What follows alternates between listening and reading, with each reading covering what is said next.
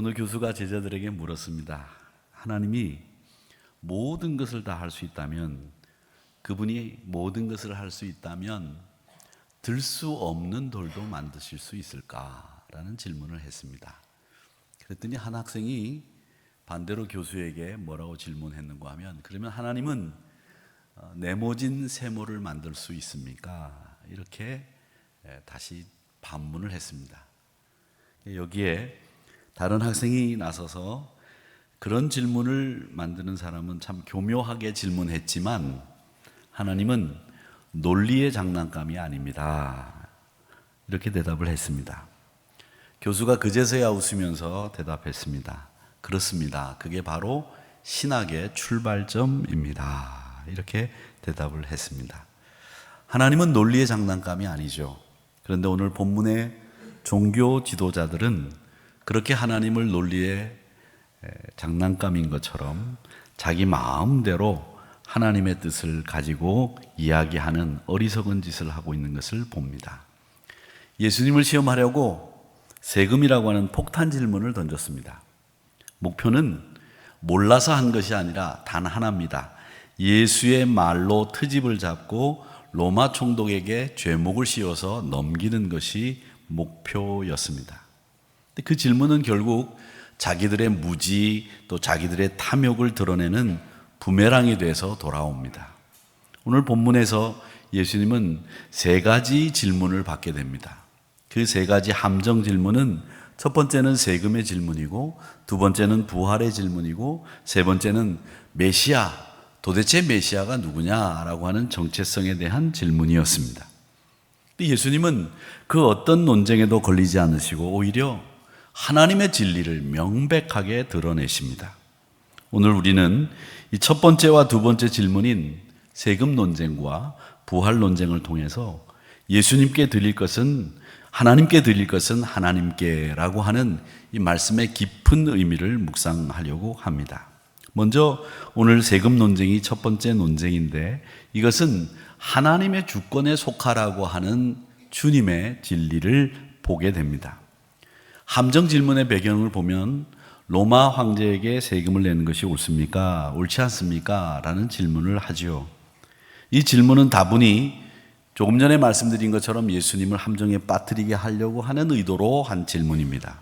만약 내는 것이 옳다고 하면 민족의 반역자로 몰아갈 수 있고, 반대로 내지 말라고 하면 로마에게 반란을 도모하는, 또 반항하고 저항하는 자로 고소할 수 있는 근거가 생기게 됩니다.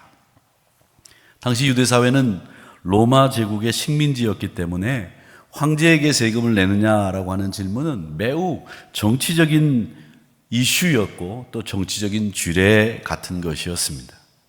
예수님은 지혜로운 대답을 하시죠. 대답하십니다. 데나리온 하나를 가지고 와라. 그 데나리온은 동전의 단위를 가리키는 말인데, 이 한 데나리온을 이야기합니다. 그 형상에는, 그 데나리온 위에는 황제의 얼굴과 황제의 글이 실려 있었습니다. 그걸 가지고 질문하는 겁니다. 이 형상과 이 글이 누구 것이냐? 예, 로마 황제 가이사의 것입니다. 그렇다면 가이사의 것은 가이사에게 주고 하나님의 것은 하나님께 드려라. 이렇게 말씀을 하십니다. 그들은 가이사의 초상은 인정했지만 정작 자신이 하나님의 형상, 이마고 데이를 가지고 있다고 하는 것을 잊고 있었습니다. 돈은 황제의 형상이 있으니 황제에게 돌려주되 너희는 하나님의 형상을 가지고 있지 않느냐. 그러니 하나님의 형상을 가지고 있는 너희는 하나님 앞에 드려야 하는 것이 마땅하다라는 말씀입니다. 오늘 25년 한 해를 마무리 짓는 시점에서 우리가 이 말씀을 적용해 본다면 우리도 사실은 이 가이사와 하나님 사이에서 줄타기를 하며 살고 있습니다. 국가, 직장, 세상, 이런 질서 속에 순종하며 살아야 되고, 또 우리는 그리스도인이기 때문에 하나님의 말씀 앞에 순종하고 신앙의 양심도 지켜내야 됩니다. 여기서 문제가 발생하는 거죠. 저는 주님의 이 가이사의 것은 가이사에게, 하나님의 것은 하나님에게라고 하는 이 말씀은 굉장히 균형 잡힌 가르침을 주시고 있다고 봅니다. 하나는, 그 가르침의 하나는 정당한 권위 앞에는 순종해야 된다는 것을 말씀하고 있습니다. 어떤 정부가 됐든 국민이 뽑은 국민에 의한 정부는 정당한 권위를 부여받았기 때문에 순종해야 된다는 것이죠. 또 그런 반면에 하나님의 말씀과 하나님의 주권이 우리 믿음의 사람들에게는 그 세상의 질서나 권위보다도 우선이라고 하는 것을 말씀하고 있는 겁니다. 우리에게 있어서 최우선은 하나님의 말씀과 하나님의 주권입니다. 사도행전 5장 29절의 말씀에 보면 베드로와 사도들이 대답하여 이르되 사람보다 하나님께 순종하는 것이 마땅하니라, 이렇게 하셨습니다. 우리가 아는 것처럼 구약 성경에 보면 다니엘은 왕의 금령을 어기고 하루에 3번 예루살렘을 향해서 기도했습니다. 그리고 그의 친구들 우상숭배 강요를 거절하는 하나님의 주권에 순복하는 모습을 보여주고 있습니다. 성경은 우리에게 분명히 말합니다. 무조건 순종 아니고 무조건 저항 아니다. 원칙은 두 질서를 동시에 인정하는 겁니다. 그러나 하나님의 말씀이 우선입니다 라고 하는 신앙의 기준을 가지고 있으셔야 된다는 말씀입니다. 신앙은 사회와 국가 질서에 대한 불순종의 명분을 찾는 것이 신앙이 아닙니다. 가능한 한 평화, 가능한 한 화평을 이루려고 하는 사람들이 신앙인입니다. 로마서 12장 18절 말씀에 보면 할 수 있거든 너희로서는 모든 사람과 더불어 화목하라고 했습니다. 이게 성경의 전제입니다. 그런데 만약 하나님의 말씀에 어긋나면 어떻게 해야 되느냐?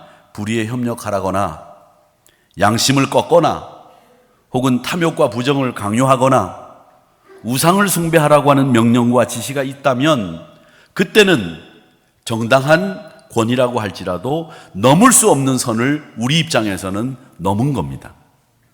가이사가 넘을 수 없는 선을 넘었을 때에는 그것을 저항하고 그것을 복종하지 않도록, 그것이 바로잡히도록 해야 하는 사명이 우리에게 있다는 것이죠.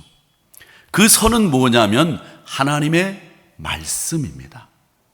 아무리 세상의 질서라고 할지라도 그 하나님의 말씀의 선이라고 하는 것을 넘어서면 우리는 협력할 수 없고 순복할 수 없다라는 것이죠.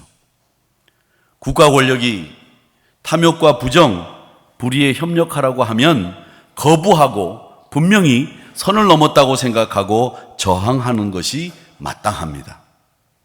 말씀의 선을 넘는 일이 있다고 하면 그것은 예언자적인 사명을 가지고 지적해야 되는 것이 우리 그리스도인들이 해야 될 일이라는 겁니다.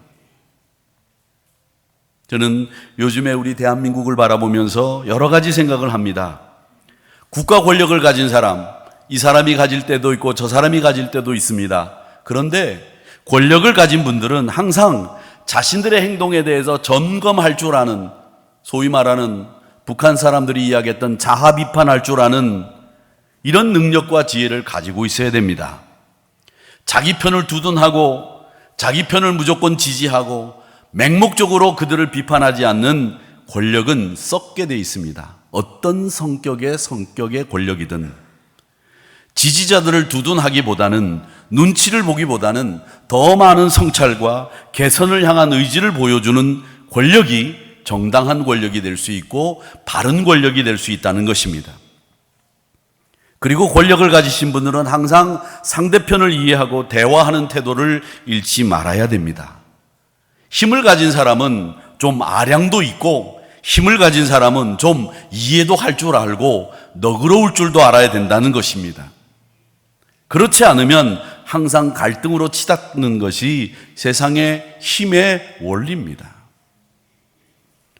이 부분은 더 이상 제가 설교에 관련된 이야기가 아니기 때문에 여기서 그치겠습니다마는 신앙인의 자세, 세상의 권위 앞에 살고 있는 우리 신앙인들은 어떻게 살아야 되느냐를 한마디로 정리하면 질서에는 순종하되 양심은 하나님께 속하고 절대적인 충성과 헌신은 하나님께 드린다라고 하는 대원칙을 여러분들이 꼭 지키셔야 합니다. 좋은 그리스도인이 좋은 시민입니다. 그리스도인들은 먼저 하나님의 통치에 복종하는 사람들이고, 세금은 돈의 문제입니다. 헌신은 주권의 문제입니다. 우리는 하나님의 주권 하에 있는 사람들이기 때문에, 하나님의 통치를 받아들이는 사람들이기 때문에 돈의 문제와 이 헌신의 문제를 구별해서 생각할 수 있어야 되고, 또한 가장 중요한 원칙은 말씀이라고 하는 이 선 안에서 우리의 신앙생활을 해야 된다는 것이죠. 그것이 국가 권력과 하나님의 통치를 받는 우리 그리스도인들이 살아야 되는 삶의 대전제입니다. 두 번째 논쟁이 부활 논쟁입니다. 이 부활이라고 하는 것은 제가 늘 말씀드리지만 오늘을 견딜 수 있는 이 믿음이 부활입니다. 여기에 사두개인이라고 하는 사람이 등장하는데, 유대교에는 여러 분파가 있었습니다. 그 분파 중에 가장 대표적인 분파가 바리새파라는 사람들이죠. 성경에 예수님에게 많은 질책을 받았던 부류의 분파입니다. 이 사람들은 신구약 중간기에 이 로마군들이 이스라엘을 쳐들어와서 예루살렘 성전을 그 이방 신전으로 만들고 성소를 돼지 머리를 섬기게 만들었습니다. 거기에 이스라엘 사람들이 봉기를 해서 세운 왕조가 있었습니다. 이스라엘 왕조죠. 그 왕조를 하스몬 왕조라고 하는데, 그것이 구약 성경과 신약 성경이 끝나고 시작하는 그 즈음에 있었던 일이라 성경에는 그 이야기가 나오지 않습니다. 그런데 그 이야기는 신약 성경을 이해하는데 상당한 배경이 되는 이야기로 여러분들이 이해하고 보면 신약 성경을 굉장히 많이 깊이 있게 이해할 수 있는 사건이었는데, 그때에 우리는 죽기까지 하나님의 말씀만을 지키겠다고 결단한 사람들, 그 사람들이 바리새파 사람들입니다. 말씀에 목숨을 건 사람들이죠. 그리고 또 한 부류의 사람이 있습니다. 에세네파라고 하는, 우리가 잘 아는 세례 요한과 같은 사람들입니다. 세상과 담을 쌓고 들로, 산으로, 계곡으로, 아무도 없는 곳으로 가서 하나님만 바라보면서 아무것도 가지지 않고 메뚜기와 석청만 먹으면서 지내는, 그야말로 자연인으로만 사는 사람들이 에세네파 사람들입니다. 그리고 또 한 부류의 사람들이 있었는데, 그 사람들이 사두개파 사람들입니다. 이 사두개파 사람들은 어떤 사람들인가 하면 귀족들입니다. 신분이 상당히 높은 사람들이고, 오늘날 말로 이야기하면 금수저고요, 모자른 것이 없는 사람들입니다. 근데 그 사람들은 부활을 인정하지 않습니다. 안 믿습니다. 그 부활을 안 믿는 사두개파 사람들이 와서 예수님에게 묻는 겁니다. 7 형제가 한 여인과 결혼을 했는데 부활 때 누구의 아내가 되겠습니까? 라는 아주 순진한 질문인데, 이 말은 여러분들 이해하셔야 되는 것이 있습니다. 이스라엘 백성들은 자기 족속의 재산을 지키기 위해서 한 남자가 죽고 아내가 홀로 남으면 그 아내가 다른 족속이나 다른 지파의 남자에게로 개가하는 것을 금했습니다. 왜냐하면 가나안 땅에 들어와서 자신들이 분배받았던 땅을 지키기 위해서 어떤 족속의 아내가 된 사람은 그 족속의 남자들과만 결혼하게 되어 있는 거예요.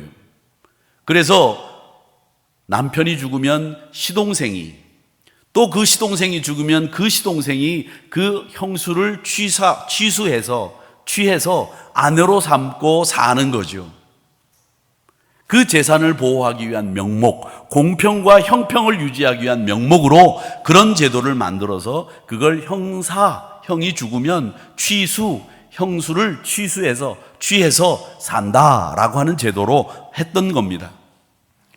근데 그걸 예를 든 겁니다. 형이 죽고 나면 시동생이 아내를 취해서, 형수를 취해서, 또 시동생이 죽으면 형수를 취해서, 이렇게 7 형제가 죽어서 그 맨 마지막에 부활해가지고 하늘나라 갔을 때 그 여자는 누구의 아내가 될 거냐라고 하는 거죠. 참 어리석고 한심한 질문입니다. 그런데 이 질문은 부활을 조롱하고 부활의 신앙을 가지고 있는 사람들을 그 생각이 틀렸다고 하는 것을 증명하려고 하는 논리적인 함정이 있는 질문이었습니다. 그 목적은 부활신앙은 비합리적이다라는 것을 주장하려고 하는 겁니다. 그런 질문 앞에 예수님이 대답을 하는 거죠. 이 부분에서 저는 늘 말씀드리는 것이 있는데, 여러분, 내가 죽고 나면 나는 어디에 묻힐 것이다 라거나, 혹은 내가 죽고 난 뒤엔 여기에 묻힐 것이다 라고 이야기하지 마십시오. 아주 어리석은 말입니다. 왜? 내가 죽고 나면 내가 가고 싶은 대로 가는 게 아니라 내 자식이 갖다 묻는 데에 묻히는 겁니다.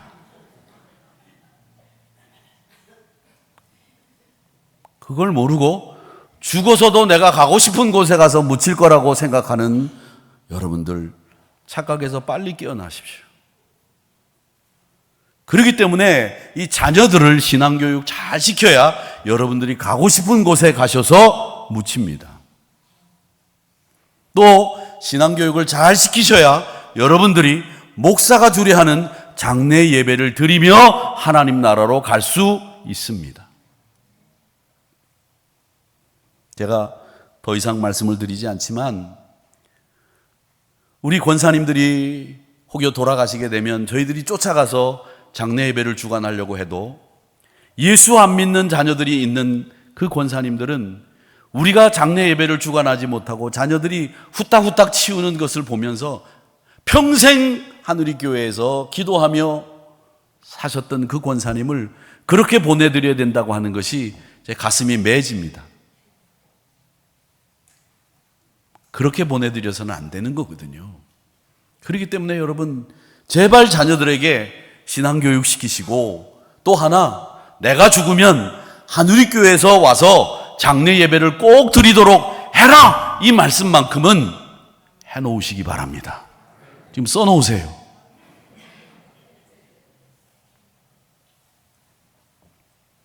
여러분들 지금 웃으시지만 저는 가슴에서 피눈물이 납니다. 우리는 내 죽음 이후에 내 자신에 관련된 문제도 내 마음대로 할 수 없는 처지가 되는데 그걸 몰라요.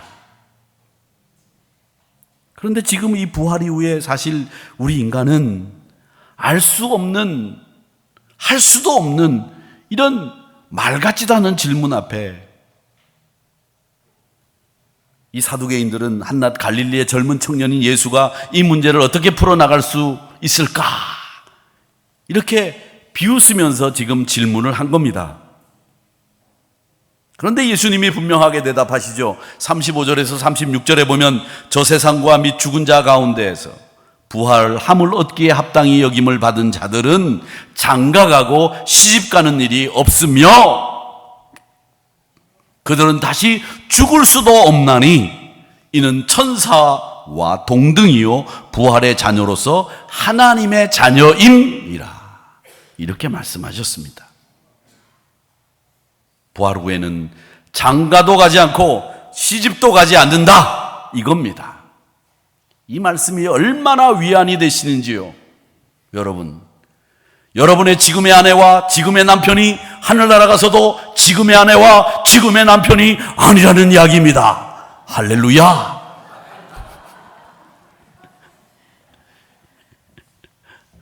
저는 오늘 저녁 다 먹었습니다.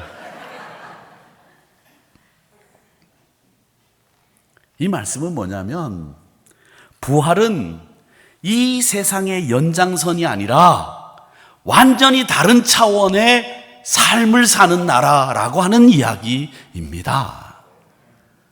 사두개인들의 논리는 지상적인 결혼을 기준으로 내세를 계산하는 착각을 한 거, 오류를 범한 거예요. 그런데 예수님은 오늘 더 나아가서 37절, 38절에서 출애굽기 3장 6절을 인용하시면서 말씀하는 겁니다.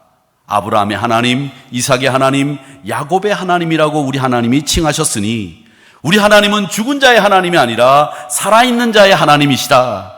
하나님 사람에게는 모든 사람이 살아 있다라고 하는 말씀을 하시는 겁니다. 이 말씀 한마디에 사두개인의 논리가 무너지는 겁니다. 그래서 40절 말씀에 보면 더 이상 그들은 물을 수가 없게 됐다. 부활신앙은 단지 죽고 난 뒤에 우리가 갖는 신앙이 아니고요, 지금 이 땅에서 죽음을 넘어서는 생명을 사는 오늘의 믿음입니다. 절망 중에서도, 손실 속에서도, 넘어졌는 그 가운데에서도 하나님은 여전히 살아계신 분이다라고 하는 것을 우리에게 알려주시고 견딜 수 있도록 만들어주는 믿음이 부활신앙입니다. 이 사두개인들은 이성으로만 믿으려는 신앙을 가지고 있었어요. 이게 과학적으로 증명이 됩니까? 내가 경험해보지 못했는데 이건 믿을 수 있습니까? 이게 사두개인하고 똑같은 논리예요. 신앙은 논리의 계산이 아니라 확신, 관계의 확신을 갖는 게 신앙입니다. 여러분, 내가 하나님의 자녀라고 하는 관계를 확신하는 거, 우리 주님이 나를 위해 돌아가셨다고 하는, 우리 주님이 나의 구세주라고 하는 관계를 확신하는 거, 그게 신앙이에요. 살아계신 하나님과 연결된 사람은 죽음 이후에도 두렵지 않습니다. 그래서 찬송을 부르며 하나님 나라를 소망하며 하나님께로 가기로 마음을 먹은 사람들이 우리 그리스도인들인 거예요. 예수님은 세상의 덫에 걸리지 않으셨습니다. 그분은 하나님께 드릴 것은 하나님께 드렸기 때문입니다. 그의 시간, 사랑, 고난, 심지어 생명까지도 하나님 앞에 드렸습니다. 오늘도 주님은 우리에게 물으시는 겁니다. 너는 누구의 것이냐? 너의 인생의 형상은 어떤 형상을 하고 있느냐? 우리 안에는 하나님의 형상, 이마고 데이가 새겨져 있기 때문에 나는 하나님 앞에 드려야 되는 존재, 내 모든 권한은 하나님의 주권 하에 있다라는 확신, 그것을 가지고 살라고 말씀하시고 있습니다. 여러분, 신앙생활 하시면서 신앙을 영역처럼 구분하지 마세요. 주일만 거룩합니까? 월요일도 거룩해야죠. 화요일도 거룩해야죠. 부활신앙으로 세상을 보시고 현실을 바라보십시오. 절망으로 닫힌 문이 하나님의 희망의 빛이, 그 하나님의 새벽의 빛이 그 절망으로 닫힌 문을 열어주신다는 것을 믿으시기를 바랍니다. 하나님이 관계를 나와 맺겠다고 말씀하셨고, 네가 내 아들이라고 내 딸이라고 말씀하셨기 때문에 그 관계의 확신을 가지고 있는 사람들은 절망 앞에서도 이 문이 열린다는 것을 확신하고 산다는 거죠. 하나님의 능력을 의지하시고 그분을 신뢰하시기를 축복합니다. 어떤 어린아이가 엄마에게 물었대요. 엄마, 천국에 가면 모든 사람들이 다 천사같이 된다고 말씀하셨는데 우리 아빠도 천국에 가면 천사가 되나요? 엄마가 대답했습니다. 그럼 우리 아빠도 하늘나라에 가면 천사처럼 될 거야. 그랬더니 아이가 잠시 생각을 하더니 말을 하는 겁니다. 그러면 천국에서도 아빠는 말 안 하고, 천국에서는 아빠도 말 안 하고 조용히 있겠네? 그렇게 대답했다는 거예요. 얼마나 말을 많이 했으면 아빠가 천사처럼 천국에 가가지고 변하게 되면 말 안 할 거라고 하는 이야기를 하겠어요. 성도 여러분, 부활신앙은 단지 천사처럼 조용한 곳이 아니라 하나님과 함께 다시 사는 곳으로 가는 것이 부활신앙입니다. 그러니 오늘 이 세금 같은 현실 속에서도 하나님 나라의 생명으로, 믿음으로, 사랑으로 살아가시는 우리 성도님들이 되시기를 주님의 이름으로 축복합니다.